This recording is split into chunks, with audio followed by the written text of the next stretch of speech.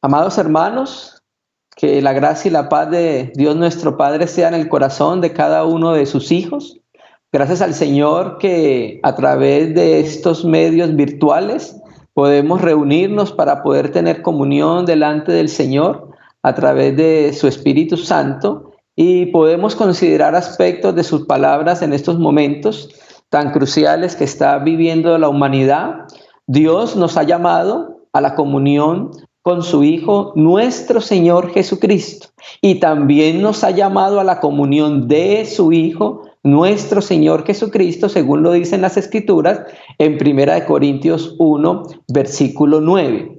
Entonces, amados hermanos, vamos a utilizar estos medios virtuales para poder tener un relacionamiento juntos en el Espíritu Santo a través de la palabra, para que podamos ser edificados y que pueda manifestarse en nosotros en estos momentos alguna característica propia de nuestro Señor Jesucristo en estos tiempos de crisis, en estos tiempos de prueba que está viviendo la tierra entera, y no solamente la tierra, un tiempo de prueba que también está viviendo la iglesia, amados hermanos. Reciban todos un abrazo fraternal en Cristo Jesús. Gracias al Señor por su Espíritu Santo que está en nuestros corazones, que nos sustenta y nos ayuda, amados santos.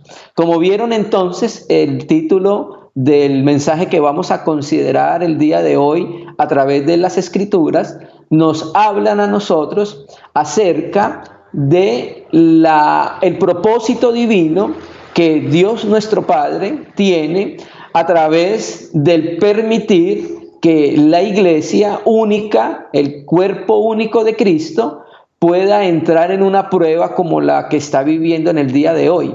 Las Escrituras sagradas tienen sustento para todos los ambientes de nuestra vida, para todos los ámbitos de nuestra vida, y cada una de ellas tiene sustento para que nosotros podamos entender cómo debemos vivir y reaccionar en estos momentos que estamos viviendo en la humanidad.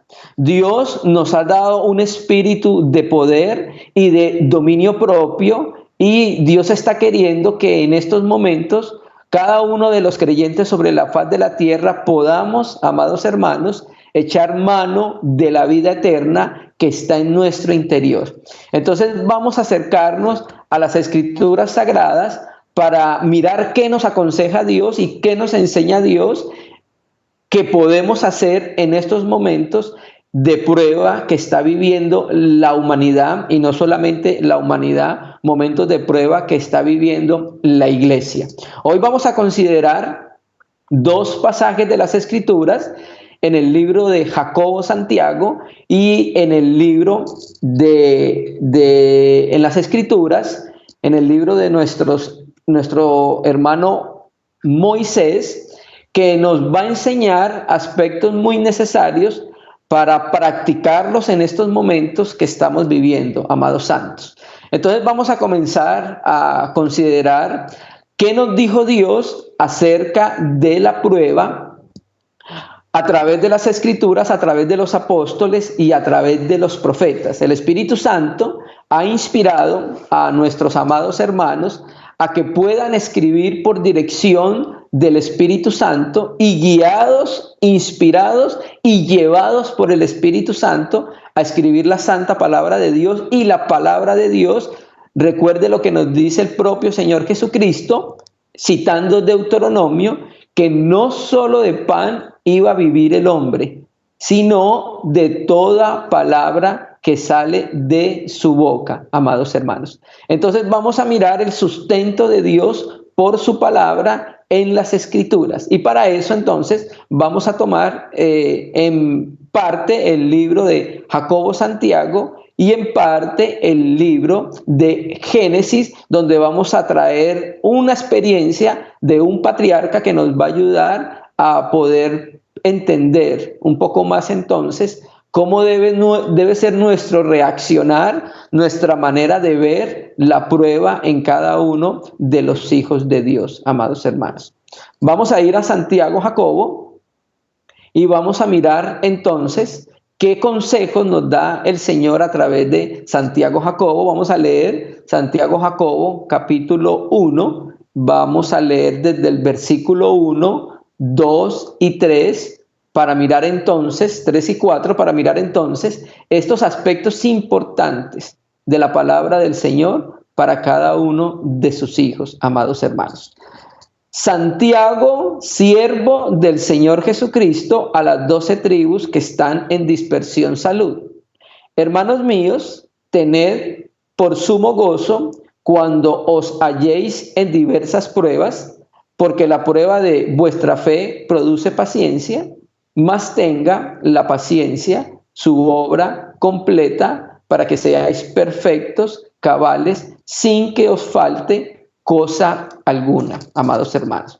Entonces, podemos decir nosotros que debemos colocar una base antes de considerar estos versos que van a ser nuestros textos bases en este compartir. Recuerda que vamos a considerar el propósito divino para la iglesia en medio de la prueba.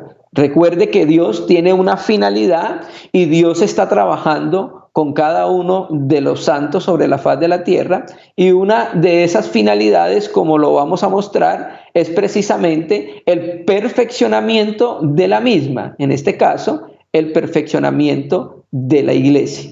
Entonces, amados hermanos, queremos decir primero entonces algunos aspectos muy básicos acerca de Santiago Jacobo, el hermano de nuestro Señor Jesucristo. Santiago escribe esta epístola para corregir, para exhortar lo que estaba desordenado en medio de estas asambleas, en medio de estas iglesias que estaban empezando a florecer después de la muerte y resurrección de nuestro Señor Jesucristo. Entonces, aquí él nos habla de la necesidad de vivir la fe en la práctica. Eso lo vemos muy claramente cuando consideramos entonces la totalidad del libro. Entonces empezamos diciendo, amados hermanos, que esta palabra Santiago, que aparece en el griego, generalmente en la Biblia textual y en Reina y Valera 1909, aparece como Jacobo. Jacobo, que es el hermano del Señor, a través de una corrupción del nombre. Recuerde que hubo un tiempo que el catolicismo llamaba a los santos, a los hijos de Dios, a los apóstoles, San Pablo, San Pedro, San Jacobo, y pasó como San Jacob a Santiago, y por eso entonces es que se llama Santiago. Entonces, amados hermanos, Jacobo, el hermano del Señor Jesucristo, se presenta como siervo de Dios y se presenta como siervo del Señor Jesucristo. Entonces, aquí vemos nosotros unos aspectos muy particulares que vamos a colocarlos como base antes de empezar a considerar los aspectos que queremos tratar en el día de hoy, amados hermanos. Vemos entonces que el relacionamiento de Jacobo antes de la resurrección de Jesucristo era un relacionamiento de incredulidad con la identidad y con el ministerio de nuestro Señor Jesucristo. Recuerde que los hermanos de Jesús aún no creían en Él. Por ejemplo, si leemos Juan capítulo 2, Juan capítulo 7, versículo 5, Él nos va a mostrar que los hermanos ni siquiera creían en nuestro Señor Jesucristo.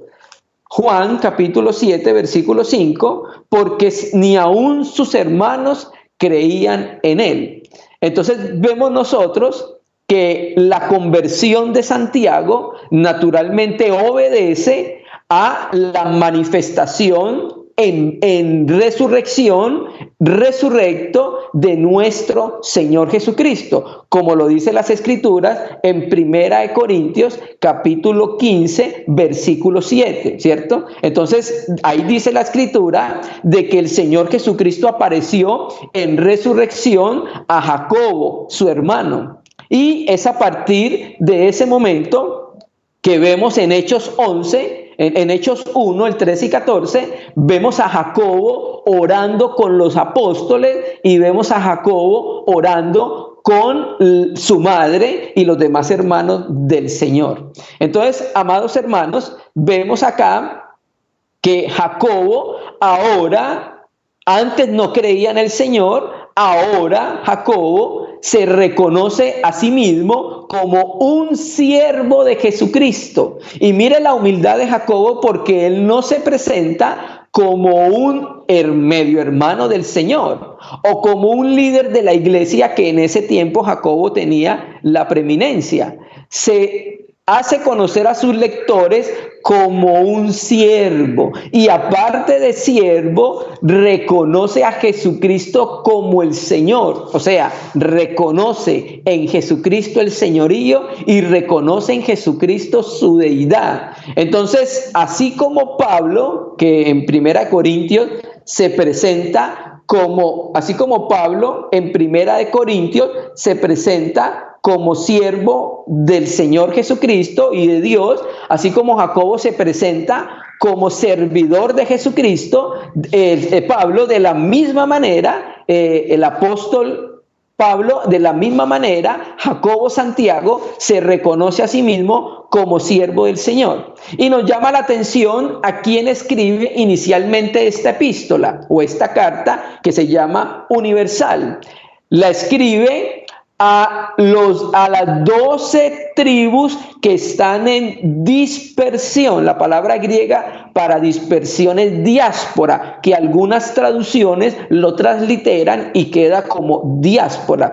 Quiero llamar la atención porque la diáspora o la dispersión era una referencia a los cristianos judíos que habían sido esparcidos como consecuencia de las persecuciones que hubo en el Imperio Romano. Pero recuerde que los judíos desde el tiempo antiguo, por ejemplo desde el tiempo de Nehemías, han sido perseguidos, ¿cierto? Entonces aquí esta diáspora, yo creo que obedece no solamente a la persecución del Imperio Romano sobre los judíos, sino también a las antiguas persecuciones, y que por causa de ello los judíos han sido dispersados por el mundo entero. Recuerde que en Pentecostés, en la fiesta, en Hechos 2, aparecen judíos de muchas naciones. Bueno, muchos de ellos son de estos dispersos, pero recuerde que los judíos en la diáspora, a los que les escribe Jacobo Santiago, es particularmente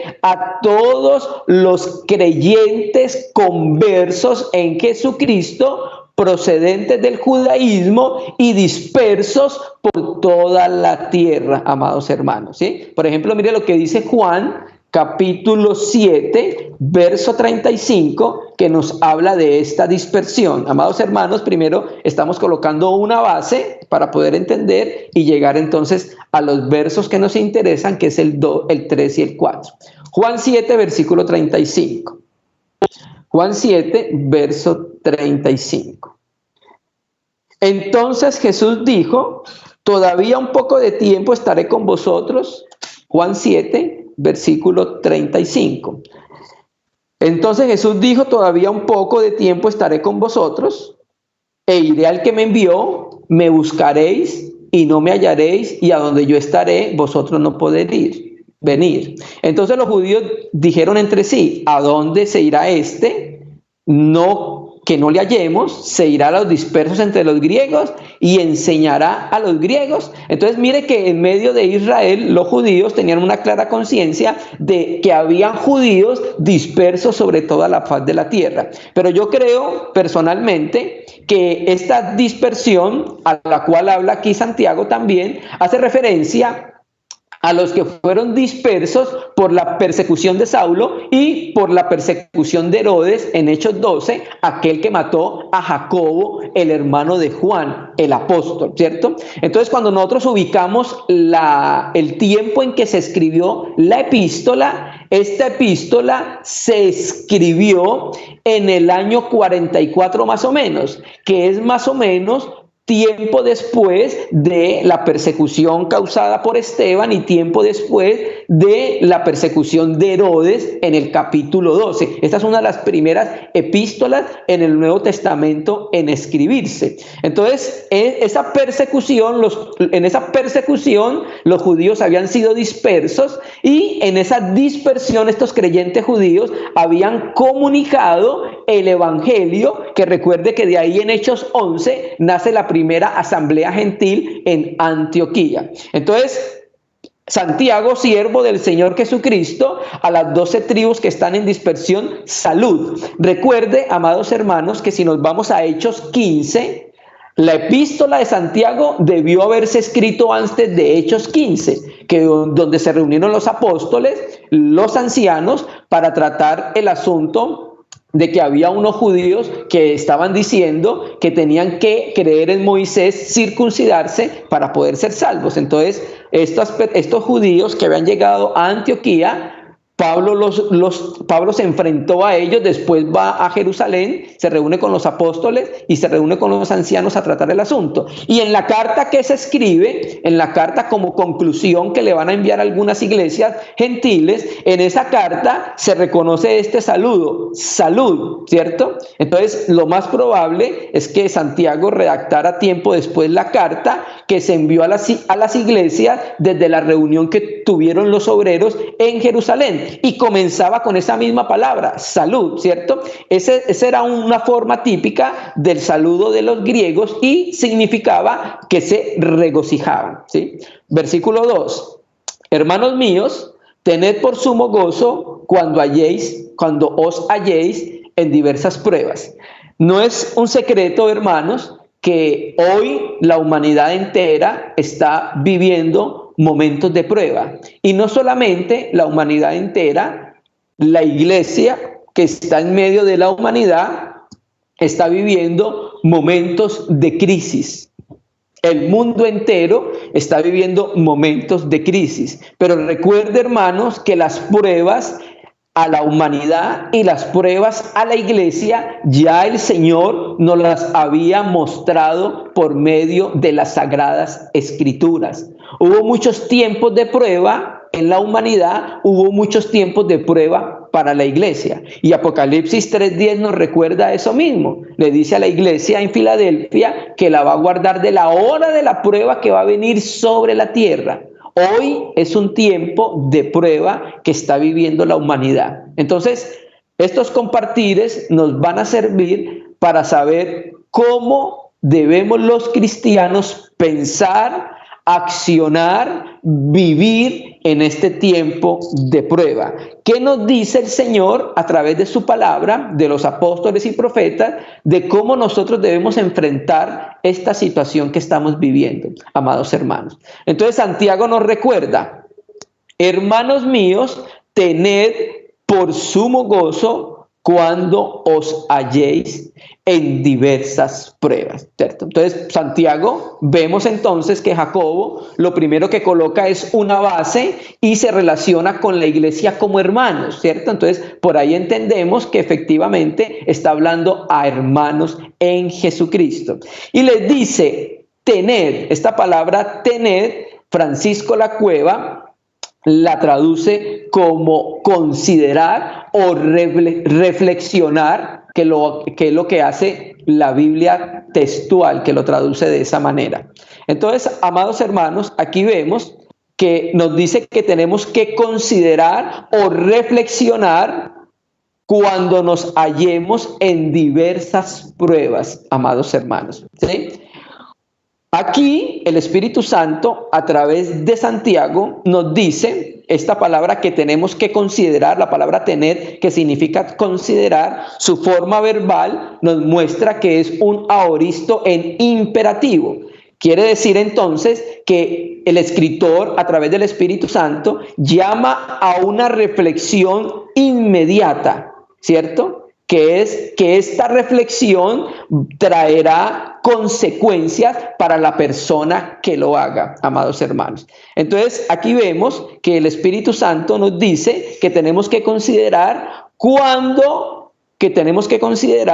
y tener gozo o sumo gozo cuando nos hallemos en diversas pruebas, amados hermanos. Entonces empezamos a entender la mente del Espíritu Santo y la mente de Jacobo Santiago, porque de alguna manera los cristianos que estaban siendo probados en ese tiempo estaban privándose de la bendición del gozo.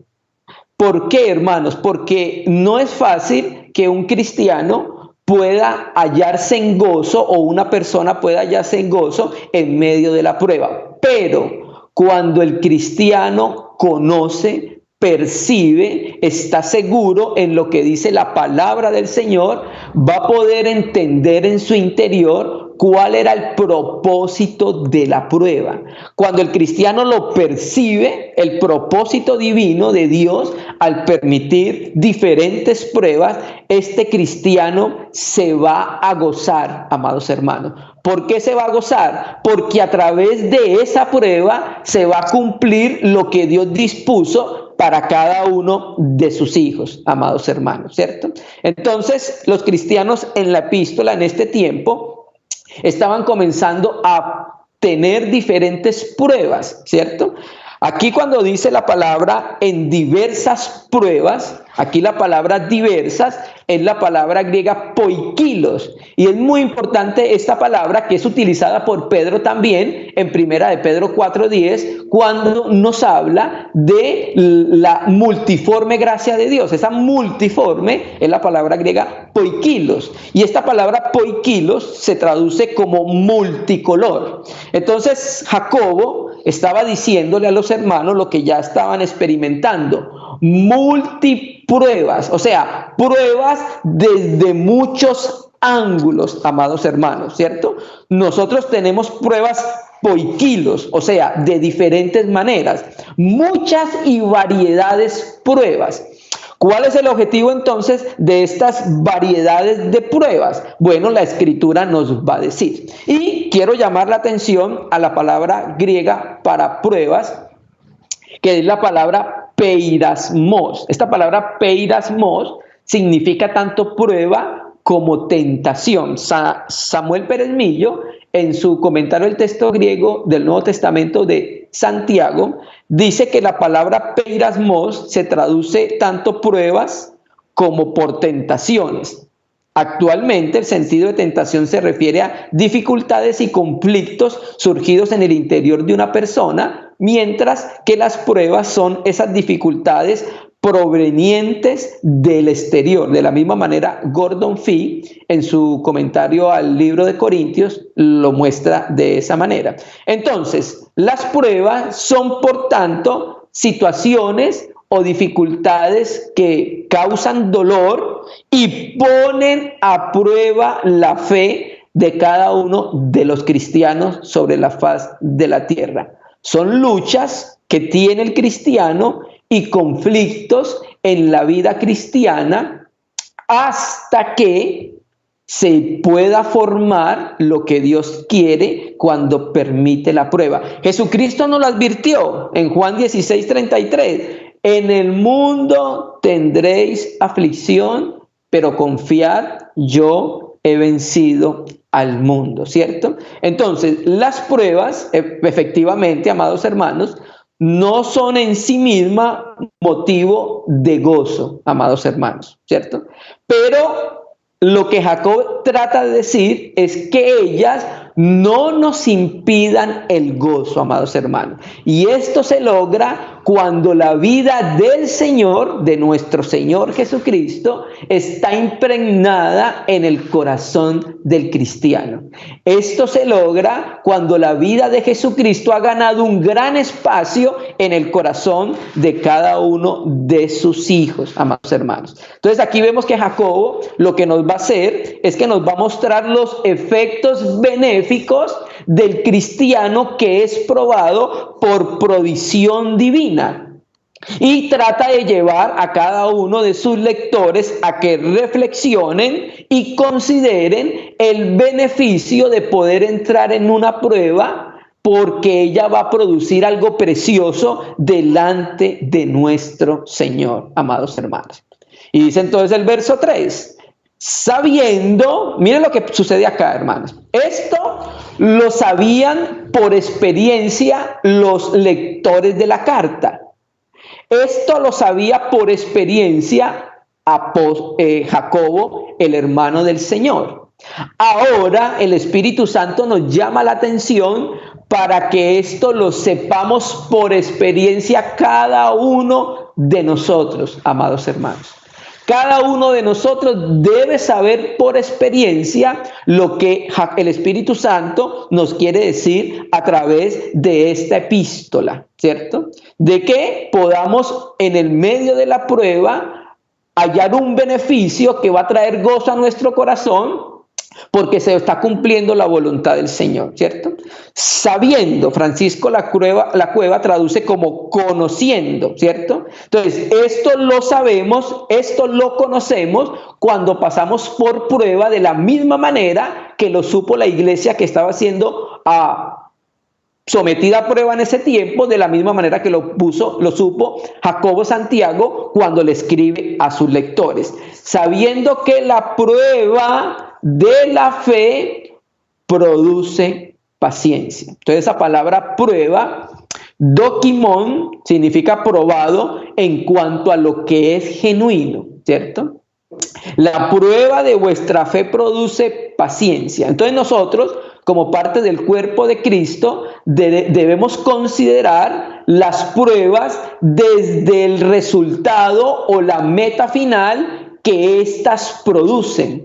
Nosotros, como parte del cuerpo de Cristo, hermanos, no debemos ver las pruebas solamente desde el punto de vista del sufrimiento que pueden causar, porque no estamos negando tampoco que hay algunas pruebas que efectivamente causan sufrimiento y dolor.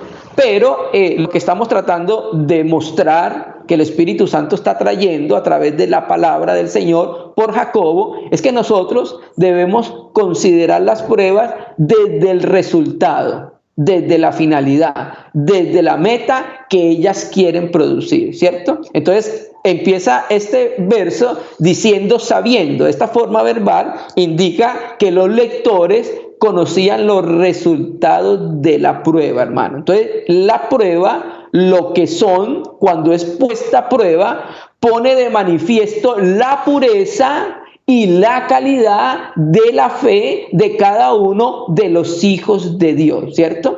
En momentos de la angustia, de la prueba, podemos experimentar y palpar muy claramente, amados hermanos, la gracia de nuestro buen Dios. Y yo sé que cada uno de los hermanos que nos escucha a través de estos medios virtuales ha podido, en medio de esas lágrimas de la prueba, que son el pan cotidiano de ella, es ahí donde el creyente realmente conoce la confianza en Dios y aprende a depositar toda su confianza en Dios y aprende a tocar muy claramente la gracia de nuestro Dios, amados hermanos, ¿cierto? Entonces, sabiendo, lo debemos conocer ahora por experiencia, como lo conocían Jacobo y lo conocían los lectores iniciales de la carta.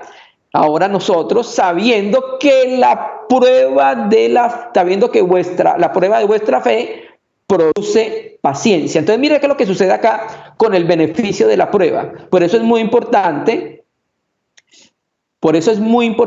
que nosotros, como parte del cuerpo de Cristo, hermanos, podamos ser sometidos a algún grado de prueba, porque la prueba va a tener un resultado precioso para Dios y va a ayudarnos a cada uno de nosotros. La prueba de la fe, que es lo que se centra Santiago, produce paciencia, o sea,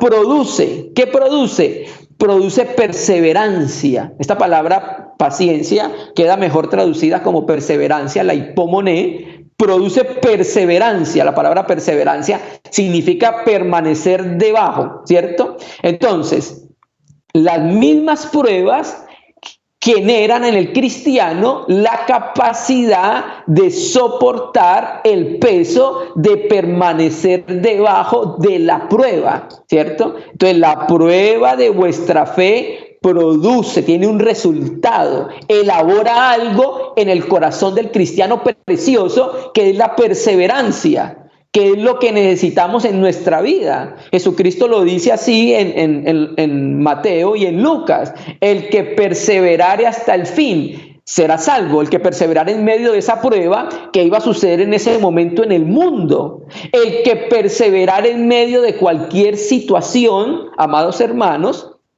es porque su fe fue puesta a prueba, y entonces empezó a crisolarse y produjo algo que va a ser necesario para nuestra vida cristiana. Entonces, por eso, amados hermanos, debemos alzar nuestros ojos al cielo y ver lo positivo que podemos lograr en medio de esta prueba. Yo sé que ya hay más de un hijo de Dios que está empezando a ver los beneficios del propósito divino de la prueba para la iglesia. Yo sé que hay más de un cristiano sobre la faz de la tierra que ha aumentado en su comunión con Dios. Yo sé que hay más de un cristiano sobre la faz de la tierra que ha tocado verdaderamente al Señor y no solamente de oídas. Yo sé que hay más de un cristiano sobre la faz de la tierra que ha sido beneficiado en esta prueba que está viviendo, porque ha logrado acercarse mucho más a su Señor, amados hermanos. Entonces, hay beneficios.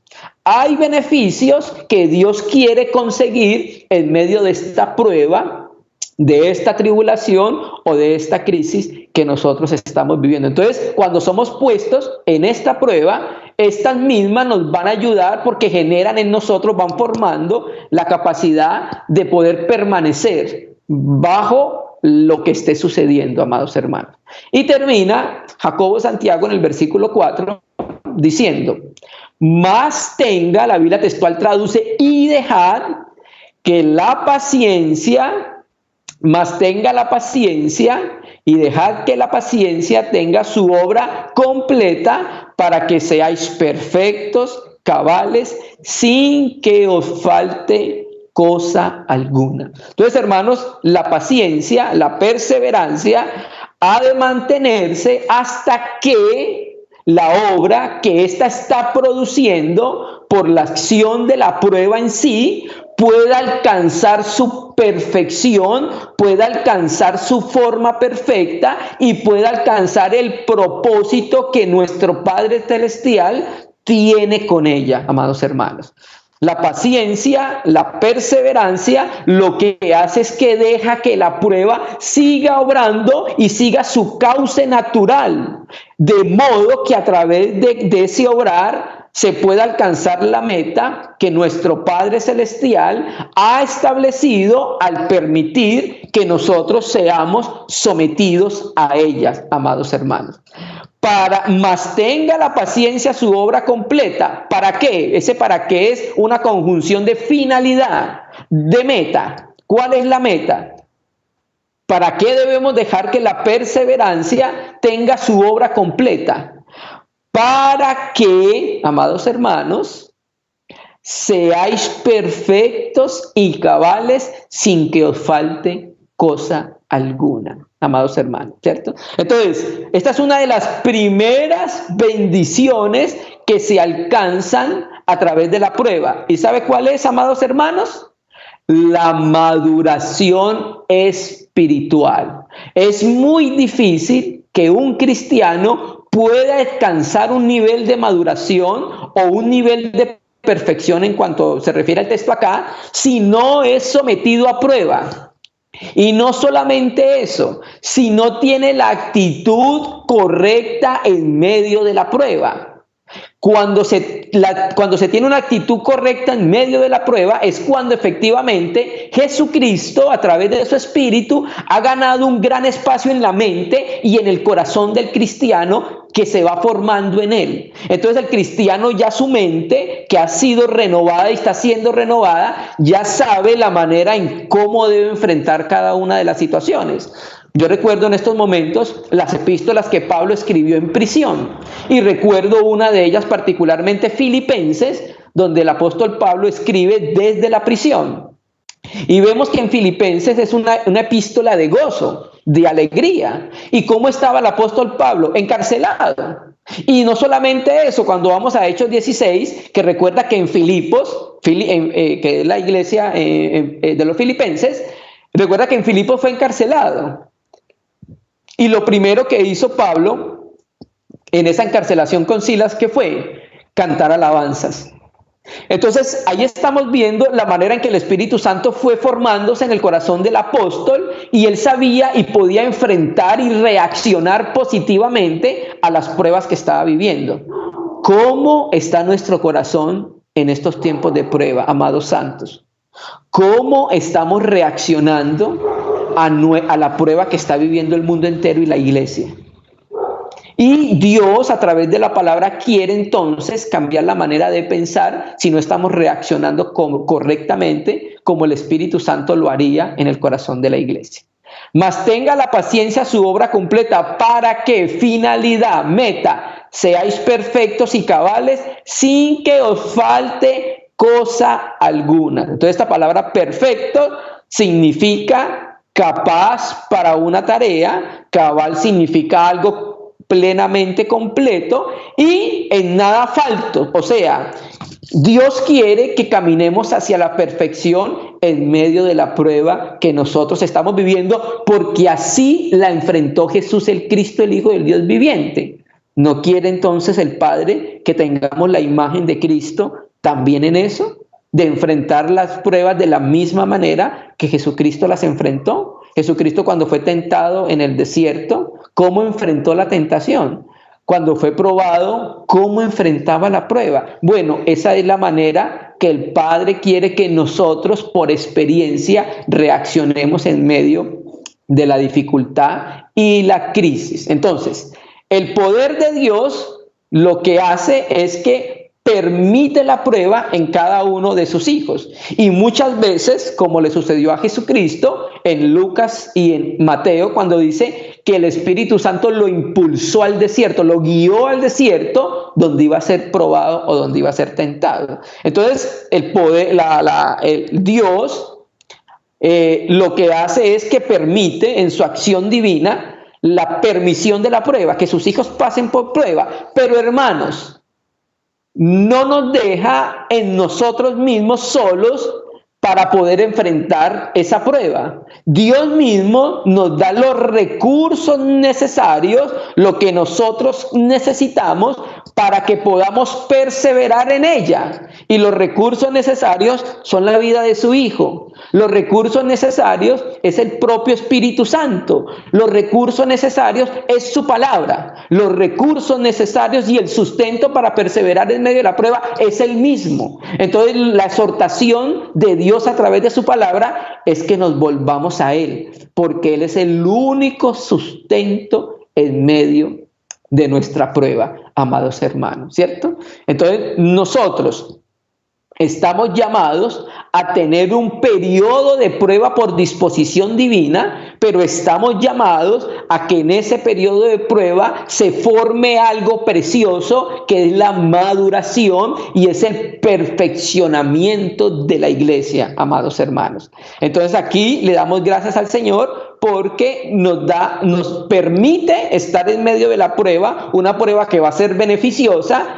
Y por eso nuestra manera de cambiar, nuestra manera de pensar hacia cómo vemos la prueba tiene que cambiar, porque no podemos ser privados por nuestra mentalidad natural, no podemos ser privados del gozo y del beneficio que traerá finalmente la finalidad de la prueba, amados hermanos, y es el perfeccionamiento. Una de las herramientas que Dios usa para la maduración de la iglesia es la prueba, hermanos amados. Cuando lo entendemos, entonces nuestra mente va empezando a cambiar y vamos a entrar con gozo y con alegría dentro de esa multiforme maneras de pruebas que vamos a tener. Por eso el texto habla de poikilos pruebas, poikilos peirasmos, diferentes y variadas tipos de pruebas en muchos ámbitos de la vida.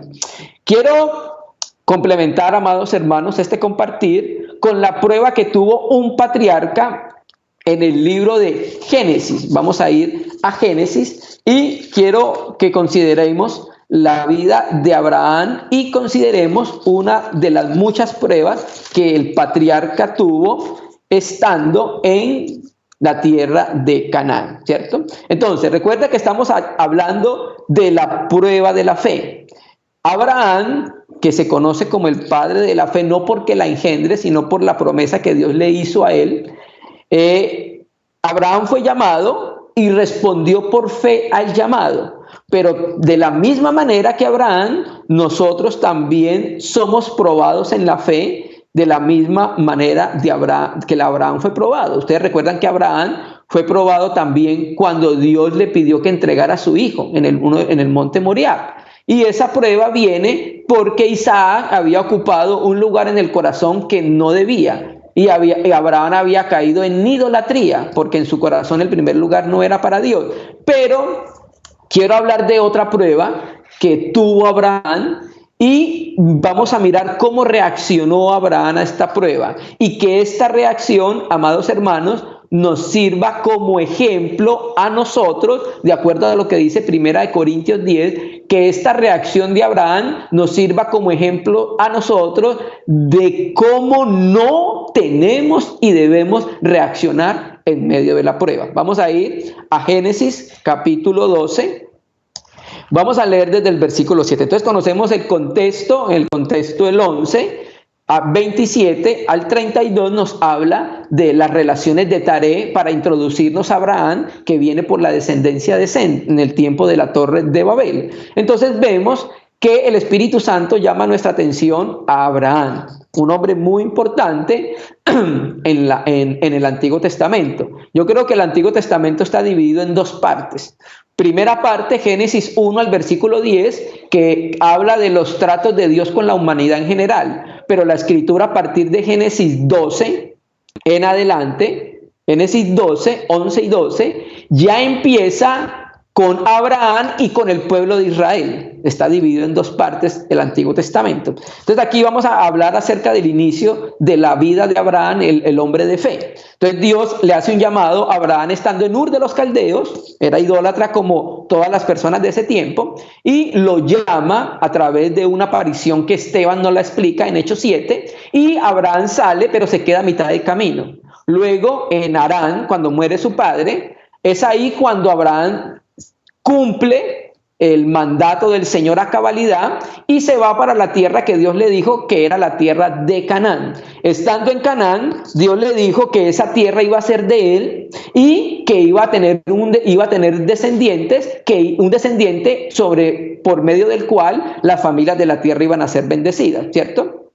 Entonces, vamos a mirar cómo Abraham responde a la fe de Dios, pero vamos a mirar también cómo Dios pone a prueba a su siervo. Recuerda que el compartir se llama el propósito divino para la prueba de la iglesia, su perfeccionamiento. Dios también quería hallar una maduración en Abraham. Él también necesitaba ser sometido a prueba, ¿cierto? Entonces vamos a hablar de los primeros años de la relación de Dios con Abraham. Y vamos a mirar cómo se comportó, y esto nos va a servir como ejemplo a nosotros, amados hermanos, para no hacerlo de la misma manera, porque tenemos ahora el Espíritu Santo, el sustento de su palabra y al propio Jesucristo, quien es nuestro sustento. Dios en el Antiguo Testamento y sobre todo a Abraham se le reveló como El Shaddai, El, que es la palabra generalmente hebrea para Dios, Él, y Shaddai, que es la palabra que significa sustentador. Entonces, El Shaddai significa el que nos sustenta, el Todopoderoso. Entonces, hermanos, vamos a leer el versículo 7.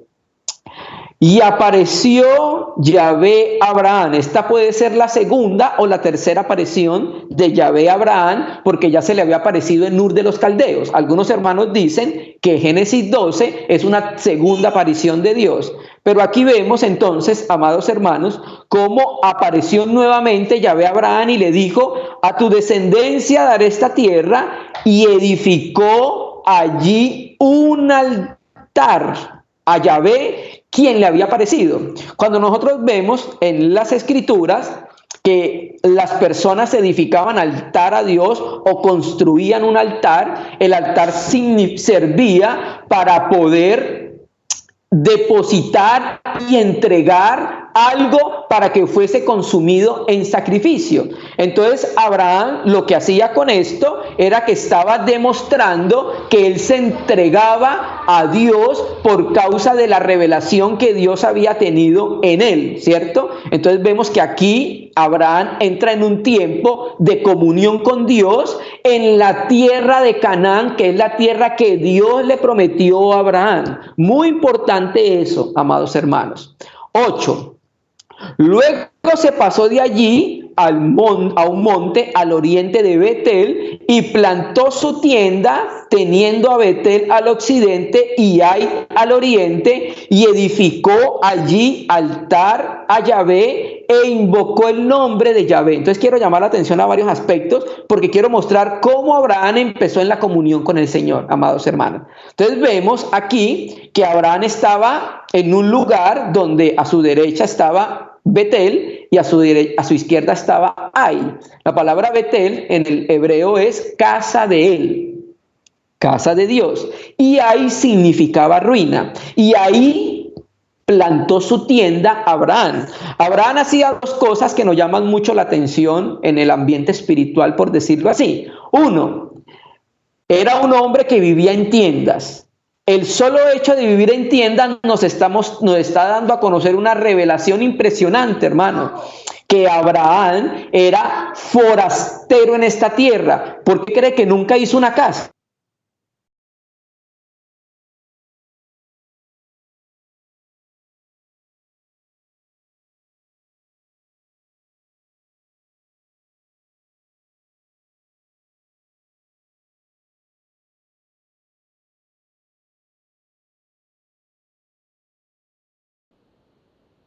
Entonces, por eso Abraham vivía en tiendas. La manera en que Abraham vivía nos revelaba qué es lo que había en su corazón y cómo vivía la fe. Y no solamente esto, edificó nuevamente otro altar, ¿cierto? Edificó nuevamente otro altar que nos habla de la comunión.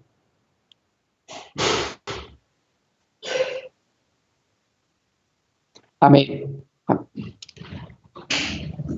Edificó otro altar que nos habla entonces de la comunión, ¿cierto? Nuevamente un segundo altar. Y no solamente eso, fue más adelante. Ahora invoca el nombre de Yahvé. Quiere decir entonces que el relacionamiento de Abraham cada vez era más íntimo, cada vez lo estaba conociendo más, cada vez estaba percibiendo en su interior quién era el Dios todopoderoso que se le apareció en Ur de los Caldeos y nuevamente se le apareció en la tierra prometida.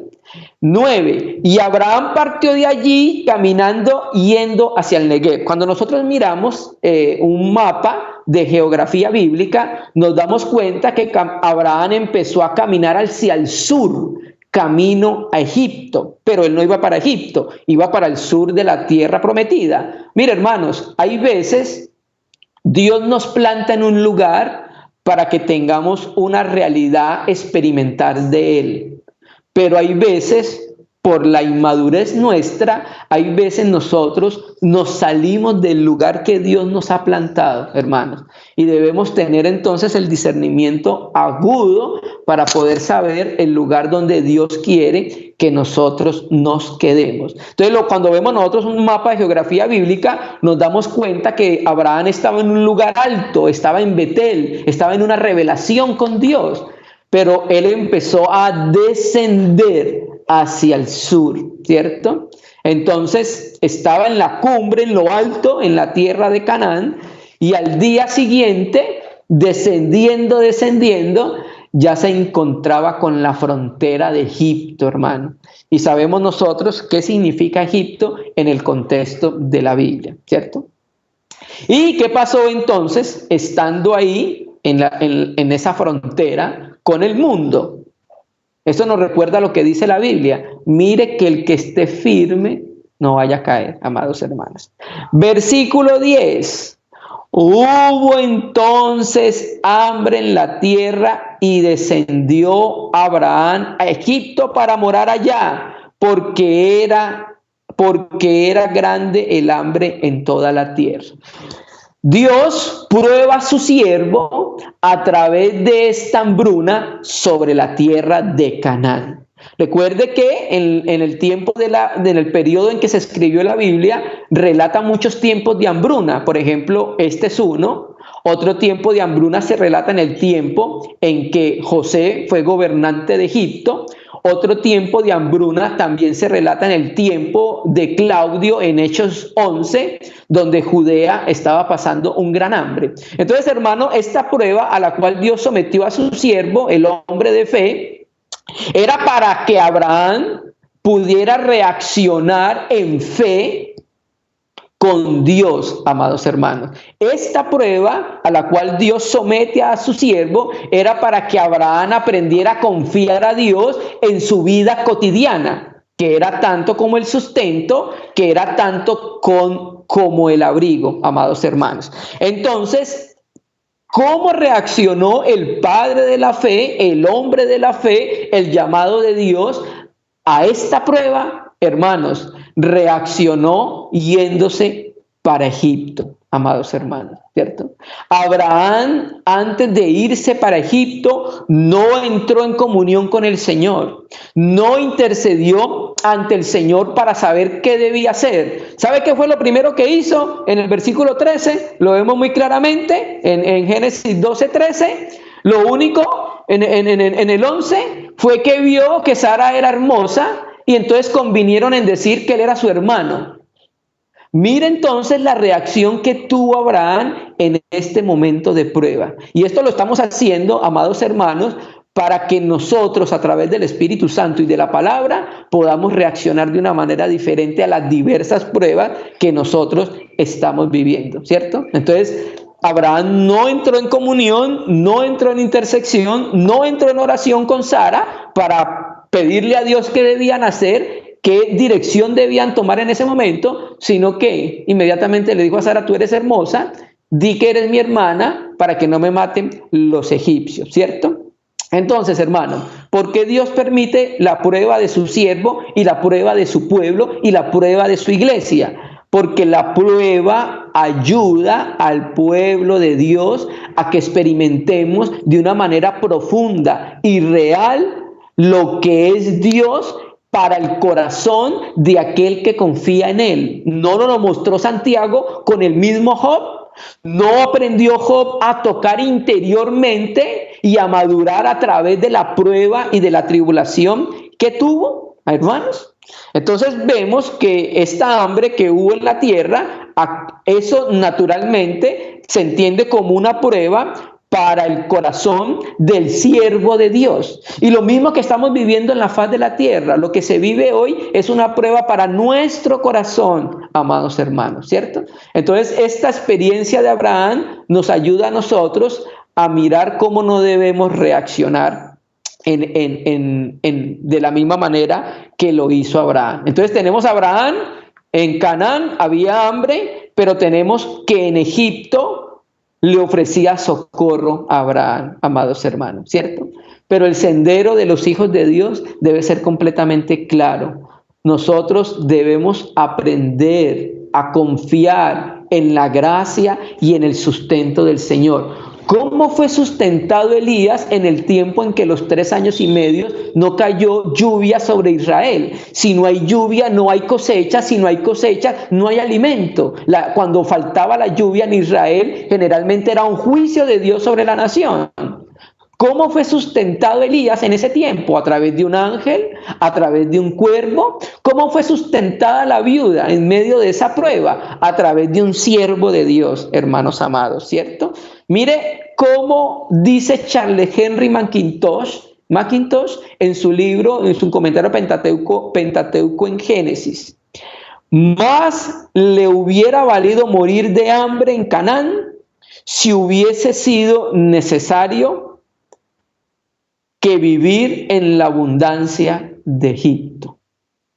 Nosotros, amados hermanos, en medio de esta prueba, debemos experimentar la protección en Dios, depositando toda nuestra confianza en Él, amados hermanos.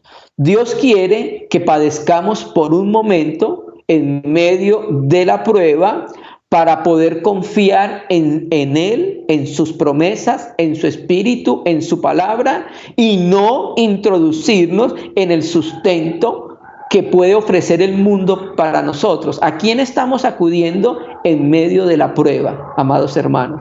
¿Acudiremos a Egipto como lo hizo Abraham? ¿Acudir al brazo de Satanás por refugio? El Señor nos libre, amados hermanos. Más vale ser probados, más vale que nosotros en medio de la prueba miremos al cielo y seamos pobres por un momento en medio de la dificultad para que podamos ser ricos en Cristo, amados hermanos, ¿cierto? Y mire lo que pasaba en Egipto. Mire lo que pasaba con Abraham. Miramos cómo Abraham hizo 2 altares, estableció su tienda, ¿cierto?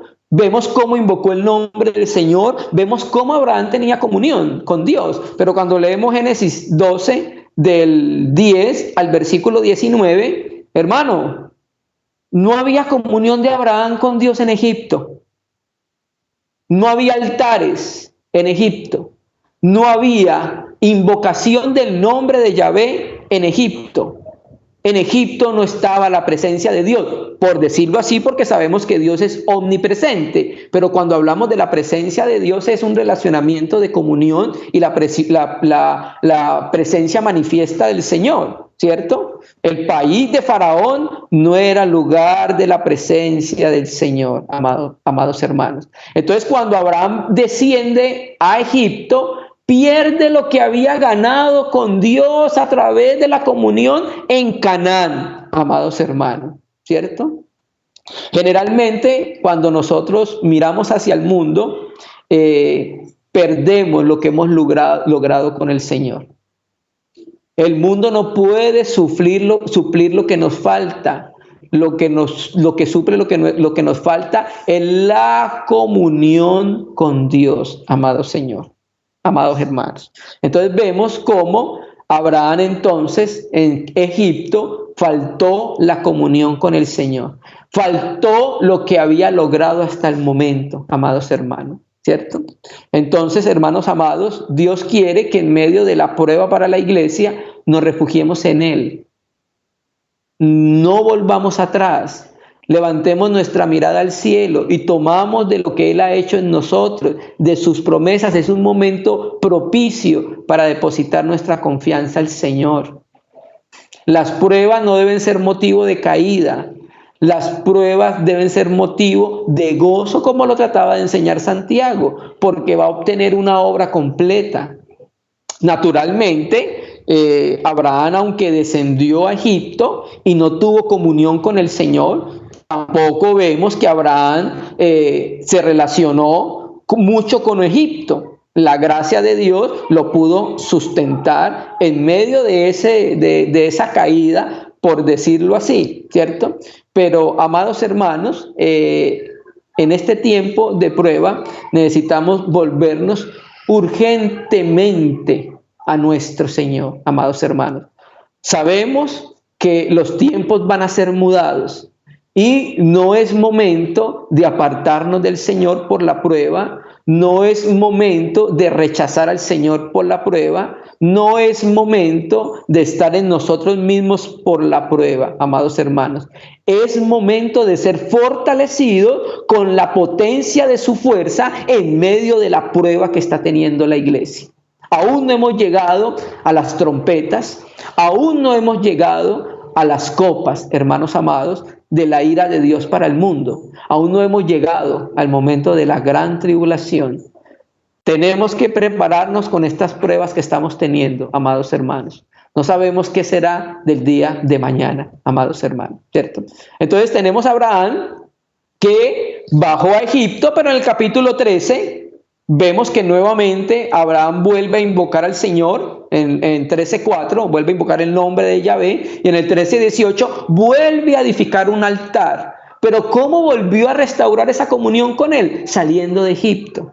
dejando de ver hacia Egipto, dejando de buscar su sustento en Egipto en medio de la prueba, ¿cierto? Volvió, dice el 13:1, y subió. Ay, hermanos, qué alegría. Eso es lo que Dios quiere en medio de la prueba, que subamos, hermanos, que no nos quedemos estancados, que no nos quedemos con la misma manera de pensar. Hermanos, hemos entrado en una prueba y no podemos salir de la misma manera de ella. Si lo hacemos, no aprendimos lo que Dios quería con el propósito divino de probar a la iglesia en medio de la prueba, amados hermanos. Y sería una pérdida para el reino de Dios y será una pérdida para nosotros, hermanos. Anhelamos la maduración, anhelamos el perfeccionamiento, pero es necesario que nos enfrentemos cuando caigamos en alguna prueba con la mente de Jesucristo, con el Espíritu Santo y con su palabra, amados hermanos. Quiero terminar leyendo un versículo en Primera de Pedro 5:10, aunque el contexto es diferente, porque en Primera de Pedro 5 viene hablando de la prueba, o en este caso la persecución que tiene el maligno contra los hijos de Dios, porque dice que está como león rugiente, esperando a quien devorar, ¿cierto? Pero quiero llamar la atención al versículo 10 que nos habla de algo que estamos considerando el día de hoy. Primera de Pedro 5:10. Mas el Dios de toda gracia, que nos llamó a su gloria eterna en Cristo Jesús, oiga, fuimos llamados a la gloria eterna. Cada uno de los cristianos fue llamado a la gloria con Jesucristo. Mas el Dios de toda gracia, que nos llamó a su gloria eterna en Jesucristo, después de que hayas padecido un poco de tiempo. Mire cómo lo ve el apóstol Pedro. El padecimiento que podemos tener acá en la tierra es breve, porque lo va a comparar con la gloria en la eternidad. No hay comparación, nuestra mente tiene que ser renovada, amados hermanos. Después de que hayas padecido un poco de tiempo, él mismo, después del padecimiento, Dios va a hacer algo. O sea, es el mismo lenguaje de Santiago, que nos decía entonces ahora que la prueba de la fe producía paciencia, y la paciencia, cuando tenía su obra completa, iba a hacer algo, la perfección, ¿cierto? Él mismo os perfeccione, afirme, fortalezca y establezca, amados hermanos, ¿cierto? Estos verbos al final que estamos leyendo acá están en indicativo futuro en voz pasiva, o sea, es algo que Dios va a hacer y espera que el cristiano diga amén en medio de ese trato y en medio de esa prueba y en medio del padecimiento que está teniendo, amados hermanos.